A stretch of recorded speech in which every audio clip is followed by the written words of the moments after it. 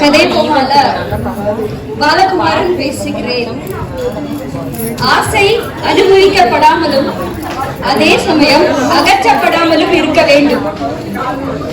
விழிப்பான நிலையில் இருப்பது முக்கியம். திரும்ப வாசிக்கிறேன். ஆசை அனுபவிக்கப்படாமலும் அதே சமயம் அகற்றப்படாமலும் இருக்க வேண்டும்.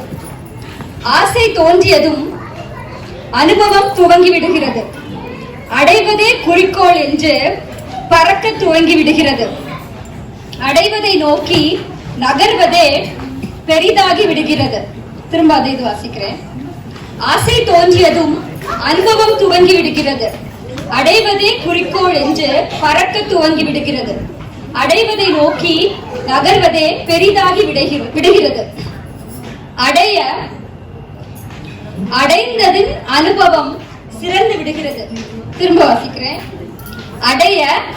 அடைந்ததின் அனுபவம் சிறந்து விடுகிறது. சிரித்து விடுகிறது. ஆகவே ஆசை அகற்றினால் போதாது. ஆசை அகற்றினால் போதாது. மறுபடி வேறு வழியில் வேறு ரூபத்தில் ஆசை வரும். வன்முறையுடன் உள்ளே வளரும். திரும்ப வாசிக்கிறேன். அடைந்ததின் அனுபவம் சிரித்து விடுகிறது. நம்ம அடைஞ்சிட்டோம்னா அடைந்ததில் சிரித்து விடுகிறது. ஆகவே ஆசை அகற்றினால் போதாது. மறுபடி வேறு வழியில் வேறு ரூபத்தில் ஆசை வரும். வன்முறையுடன் உள்ளே வளரும். வலிந்து வலிந்து ஒரு தவறு இருந்துகிட்டே இருந்தாதான் அந்த ஆசையின் மேல ஒரு பிடிப்பு இருந்துகிட்டே இருக்கும். சரியா? இது ஃபர்ஸ்ட் பேராகிராஃப். புரிஞ்சதுல? Okay fine. ஆசை தோன்றியதும் நமக்கு ஆசை வந்துச்சுன்னா அடுத்து என்ன வரும்? அந்த ஆசை எப்படி அனுபவிக்கிறது அப்படின்னு வரும். அனுபவம் துவங்கி விடுகிறது. அடைவதே குறிக்கோள் என்று பறக்க துவங்கி விடுகிறது. அடைவதை நோக்கி நகர்வதே பெரிதாகி விடுகிறது. ஒரு ஆசை வந்துச்சுன்னா அது எப்படி அடையிறது அப்படின்னு வரும். அது அடையிறதுக்கான குறிக்கோள் வரும். அதுதான் மைண்ட்ல ஓடிக்கிட்டே இருக்கும். சரியா? இப்ப நமக்கு அடைஞ்சிட்டோம். சரியா? அடைந்ததின் அனுபவம் சிரித்து விடுகிறது.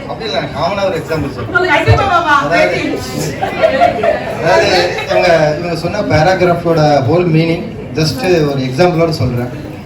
அதாவது இப்போ இங்கே எல்லாருமே இங்கே வந்து நான் சினிமா அதிகமாக பார்க்க மாட்டேன். அதனால் யாருக்கும் யாரையும் சினிமா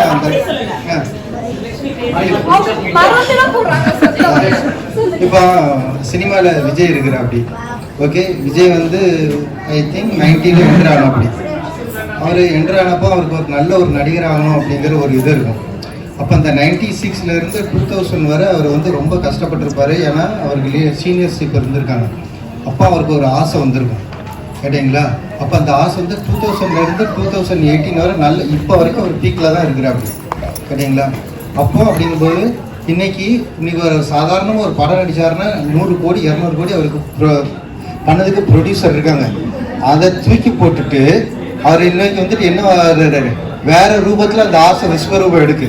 இந்த அம்மா சொன்ன மாதிரி எதுக்கு நான் அரசியலுக்கு வரணும், ஒரு மக்களுக்கு செய்யணும். ஏன்னா இந்த ஆசை அவருக்கு பட்ட ஆசை அவ்வளோதான் போதும் அப்படின்ட்டு.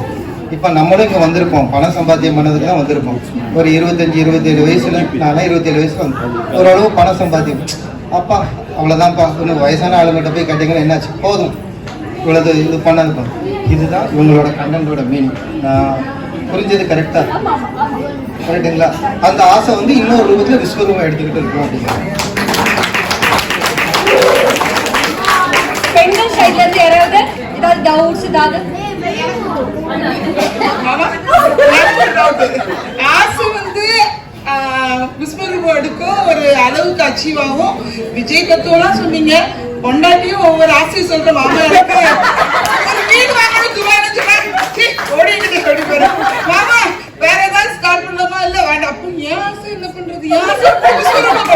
இப்ப நீங்க எப்படி ஆசையை கட்டுப்படுத்துற சொல்லுங்க. எனக்கு மட்டும் ஒரு புத்தரோட குழந்தையா தான் தெரிவாரு. எப்போது ஆசைதான் வந்து வாழ்க்கையில வந்து எப்படி தேவையில்லாததுக்கு இதுக்கு லீட் பண்ணும் சொல்லுவா. சோ நம்ம வந்து எப்படி எனக்கு ஒரு புல்லரிப்பு என் ஹஸ்பண்ட் வேலையில வந்து ஆசை பத்தி எனக்கு ஒரு புத்தர்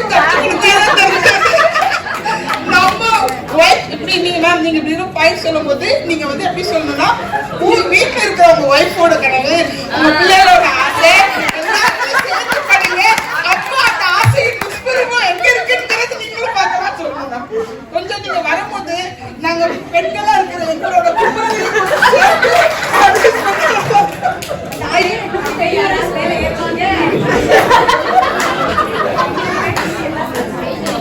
வேற யாராவது ஆசை பத்தி பேச்சு வந்ததுனால ஜஸ்ட் இது ஷேர் பண்ணிக்கணும்னு தோணுச்சு, அதனால ஷேர் பண்ணிக்கிறேன். இதை பத்தி பகவான் பகவத்கீதையில பத்தி சொல்லியிருக்காரு. ஓகே, இது பகவான் வந்து பகவத்கீதையில ஆசையை பத்தி ரொம்ப விஸ்தாரமா பேசியிருப்பாரு. அப்போ ஆசையே இருக்கக்கூடாதான். இவர்கள் சொன்னார்கள் இல்லையா, லேடிஸ் ஜென்ரலி சின்ன சின்ன ஆசைகள்லாம் இருக்குமே, அப்ப ஆசையே படக்கூடாதா, எல்லாருமே துறவிகள் ஆயிட முடியுமா? அப்ப கண்டிப்பா இல்லை இல்லையா. அதுக்குதான் தர்மம், அர்த்தம், காமம், மோட்சம்னு சொல்லுவாங்க. தமிழ்ல வந்து அறம், பொருள், இன்பம், வீடு அப்படின்னு சொல்லுவாங்க. அப்போ அந்த அறம் அப்படின்ற ஒரு குடைக்கு கீழே நம்மளுடைய லிமிட்டுக்கு, இப்போ எனக்கு வந்து ஒரு 5 லட்சம் சேர்க்கணும் அப்படிங்கிறது என்னோட லிமிட்டுக்கு என்ன ஆசைப்பட்டு அது அடைய முடியுமோ அதை வந்து நான் ஆசைப்படலாம். ஸோ நம்மளோட அந்த தர்மம் என்ற கொடைக்கு கீழே என் ஆசையும் என் பொருளீட்டலும் என்ன அதுக்குள்ள நான் வச்சுக்கிட்டேன்னா அது எந்த பிரச்சனையும் இல்லாம நம்மளால சந்தோஷமா வாழவும் முடியும், அந்த ஆசையை நிறைவேற்றிக்கவும் முடியும். அது நமக்கு அந்த வீடு பேரு அப்படிங்கிறது அந்த தர்மத்தோட நம்ம அதை கடைபிடிச்சதுனால நம்ம மோட்சம் அப்படின்றது வீடு. அது அடுத்த பிலாசபி. ஸோ ஆசைப்படவே கூடாதுன்னு எப்பயுமே யாரும் சொன்னதே கிடையாது, அது துறவிகளுக்கு தான். So thank you. வணக்கம்.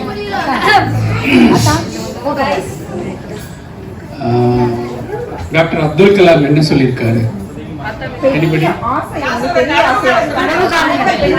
அனைத்துக்கும் ஆசைப்படு. Your love and desire drives you. உங்க ஆசை தான் உங்களைய ஓட வைக்கும். உங்களுக்கு எல்லா ஆசை இருக்கணும், அதுதான் உங்களை ஓட வைக்கும். அதே சமயம் நம்ம இந்த ஊருக்கு வந்தப்ப என்ன நினைப்போம், Burj Khalifa, oh my god, such a height. நம்ம போய் பார்க்கற வரைக்கும் அந்த தூண்டுதல் இருந்துகிட்டே இருக்கும். ஒன்ஸ் போய் ஏறி இத ஃபர்ஸ்ட் இன்டர்சேஞ்சா அவ்வளவுதான்.